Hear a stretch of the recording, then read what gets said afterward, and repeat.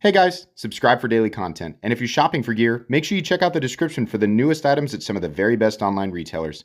There's also links for some of the items that I personally recommend. Thanks!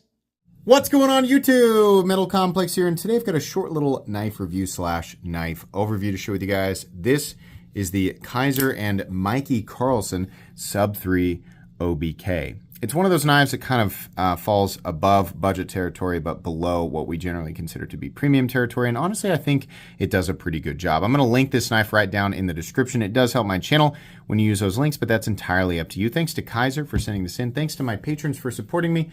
And please make sure to follow me on Instagram at metal_complex. Whoops, shook the camera there. Let's go ahead and measure the overall length. Overall length coming in at about 7 inches. Blade length is coming in at 2.85. Cutting edge is coming in at 2.75. Yeah, had to double check myself there. Let's go ahead and do some size comparisons. Any scales you find in this section, any custom scales can be found down in the description under Original Goat and others. So up against the 8010 and 8020.5. The knife is much closer to the size of the 8020.5, but it has exactly the same amount of cutting edge. Important to point out there. Let's go ahead and put it up against the Spyderco PM2 and the Spyderco Para 3. Once again, much closer to the size of the Para 3. Para 3 is longer, but also has the same amount of cutting edge. Then finally, let's put it up against the Benchmade Grip Tilliner, in this case the Ritter Hogue, and the Hogue Deca. How's the action on this knife? It's good. This utilizes the Kizer clutch lock, which is their crossbar lock. It's very snappy, very easy to reverse flick or flick out. I will point out, over the couple of days of carrying it and using it, it did develop a little bit of stick. My experience with lock bars like this, like the crossbar lock, is when stick does develop, it usually wears itself out. You just kind of have to let it wear in. But it did develop a little tiny bit of stick. Fortunately, Kizer does a good crossbar lock, and I don't have any worries about the knife disengaging while I'm using it. So honestly, the action's good. It's snappy. As far as crossbar lock action goes, it's really good. Let's go ahead and do carry profile. Thickness up against the Spyderco Para 3. It is a little bit thinner than the Para 3. Surprisingly, it honestly feels pretty robust.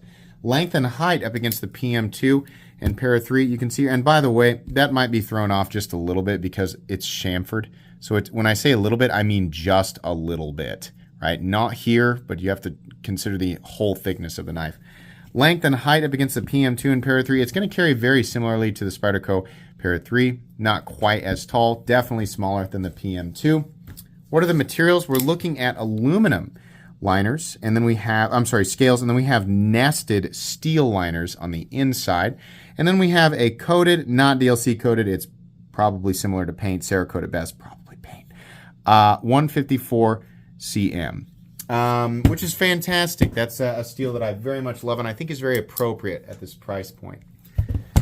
Weight on this knife is coming in at 3.53 ounces, which is honestly pretty good considering the amount of blade that you're carrying. Weight on this guy probably going to be a little bit butt heavy. Yeah, just a little bit, just a ways back from the pivot. Not so much that the knife feels awkward. Let's go ahead and do a hardware check. I'm going to get out my tools as per usual. My tools are very inexpensive and very recommendable. You can find them right down in the section of my description that talks about the tools I use on this channel. Also, the pinned comment. We're going to be checking out a T8 here for the pivot, and that's the case. And then we have T6 for the pocket clip screws, which, by the way, is only mountable on one side. Even though this has a screw hole, you're only having one screw holding in the pocket clip, which is not the way you want to do that. It's going to be flopping all over the place. We have a T8 body screw, which is nice.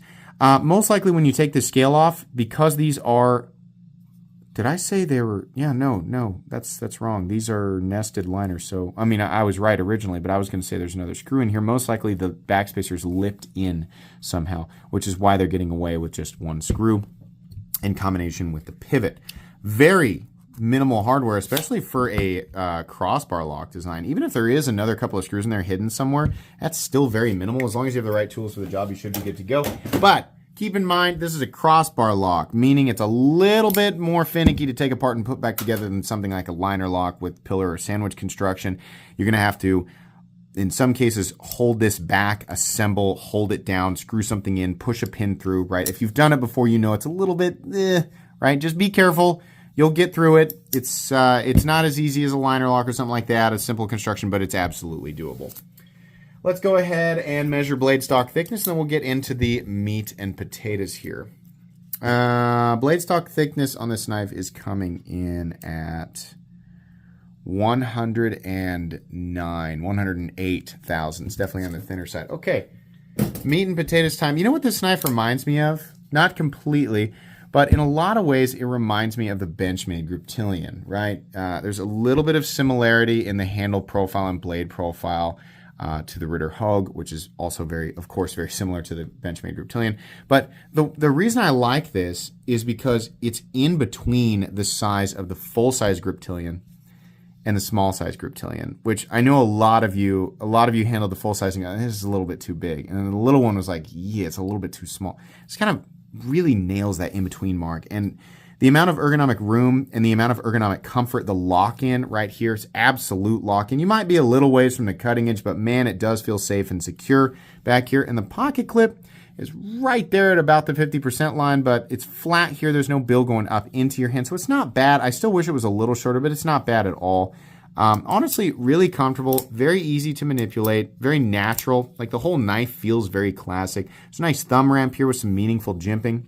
I wish that they would offer this with a tumbled blade. Maybe they do, and I just don't know about it. But Kizer's black coating is pretty underwhelming. Recently, they did an actual polished DLC on the Militaw, and I would just prefer that they actually switch to that to all of their coatings. Like anytime it's a black blade, it doesn't necessarily have to be polished, but if you guys can do DLC, do DLC. Holy moly, I can't tell you how much the community would appreciate that. Clearly, by the way you guys price that knife, you can do it and not charge a whole lot more. So community, let them know. I think we would all prefer DLC over whatever this is. The matte of this, the reflectivity of it, and just the general durability of this coating is pretty lackluster. Kizer puts their logo on the blade, which is always a little bit of a disappointment, especially on the black blades. It says 154 cm. 154 cm is, of course, very balanced. It's not a premium steel. It's not a super steel, but it is a very good ingot steel, very fine grain structure, good edge retention, good corrosion resistance, very easy to touch up. Did I say good toughness? It's got decent toughness too. It's a good user steel. This is a very classic drop point blade, which is again why it kind of reminds me of the Benchmade Griptilian. Nice flat, running out to about maybe 65% the length of the blade. Nice swedge, fairly thin down at the edge too. Just a general good, sort of all-purpose blade, backed up by a very strong locking system that might have lock stick periodically, but we'll make it through. Kizer also really needs to put the name of the knife on the knife, which is something I always find kind of awkward, but it's there, and you can really see it on the black blade, but okay. Fit and finish all the way around is very good. That's typical of Kizer. If you're not familiar with Kizer knives, these are made in China.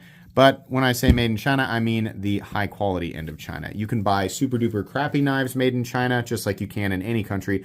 Or if you're selective with the brands, you can end up with some super high quality stuff from companies like Kizer and others. Kizer is definitely one of the more premium brands, and you'll hear that echoed throughout the community if you're new. So don't shy away from made in China. You just need to figure out exactly who is making it. The backspacer, as far as I can tell, is also aluminum, and it looks nice. There's no lanyard hole. I don't feel like we need it, but if you just absolutely have to have a lanyard on your knife, it's not present here. Pocket clip is fine. I wish it was nested, but it's not. The screws are sunk into the actual clip, the back part of the clip, which is fine. In and out of the pocket. It's a little bit pinchy because we've got this elongated bill, right? But for the most part, it's good. It does the job. It's pretty deep carry, right? I just wish it was shorter, and I wish this ended like right here. That would have been fine, but it's okay. We have a stop pin that is located in its traditional position with actually quite a bit of shouldering on what would be the tang of this blade, I guess. No blade play up, down, left, or right. It's very solid. Like I said, a little bit of stick, right? But there's a lot of positive contact there. You can see exactly how deep that bar is getting in there and nesting, and it's just going to keep locking up harder and harder with eventually less stick, right? Which is good. We have no pivot lash, very smooth and consistent in here. And yes, it does run on bearings and not washers.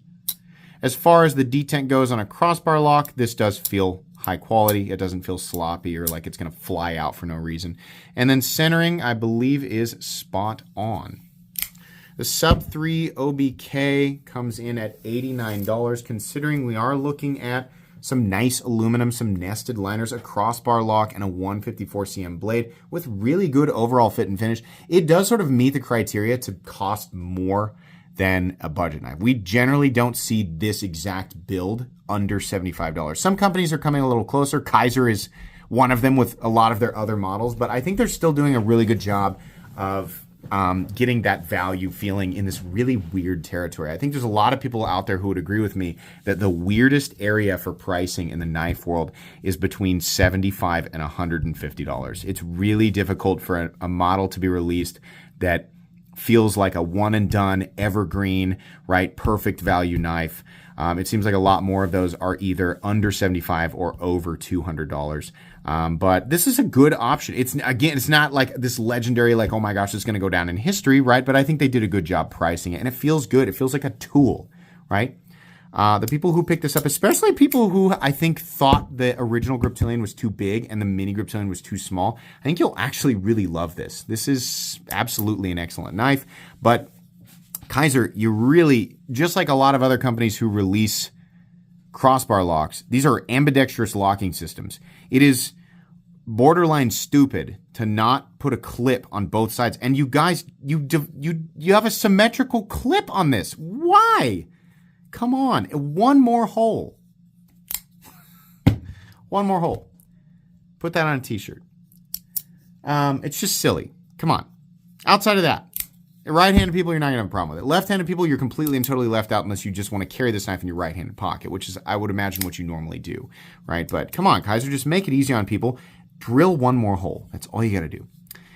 Still, though, generally speaking, a recommendable knife. I think this is a good one. I think people who buy it will very much enjoy it, and it makes for a good, pretty economic cutting tool. Very well designed.